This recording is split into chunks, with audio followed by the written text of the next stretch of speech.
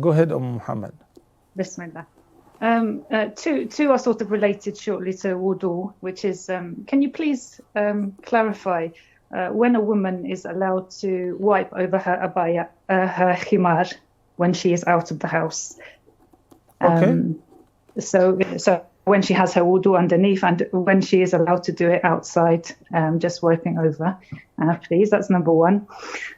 Secondly, when you've done your wudu and you put your socks on, and I understand the principle of wiping over the socks, if during the day you were to put a second pair of socks on, do you need to take that top pair of socks off before and do your wudu on the other ones, or just on the top layer? That's question number two. I think you need to repeat your second question again, Muhammad, please. Yes. So when you do your wudu and you put on a pair of socks, and then after you do your wudu over these pair of socks, but maybe during the day you put another pair of socks on if you have cold feet, do I have to do my wudu over the first pair of socks by removing the top layer, or over the top layer of socks? Okay. First of all, a woman is permitted to wipe over her khimar if she is performing wudu in a public place and it is not feasible for her to conceal herself, to remove the hijab and wipe over her hair. And this is especially for women in these conditions.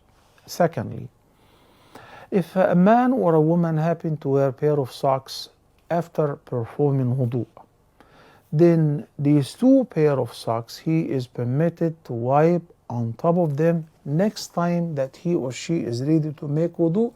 As you all know that if you're a resident, you maintain this for 24 hours a day and night, and if you're traveling, the concession you enjoy is for 3 days and 3 nights, 72 hours. What about if after I put my pair of socks on, which I put them on after making wudu, I happen to wear a pair of boots, long boots covering the ankles, or another pair of socks or khuf leather socks? I'd like to ask you first, did you happen to put them on while you are still with the first wudu? If yes, then the following pair of socks or boots are to be wiped upon instead of washing your feet. And if you take them off, then wudu is removed. You have to start off again another wudu.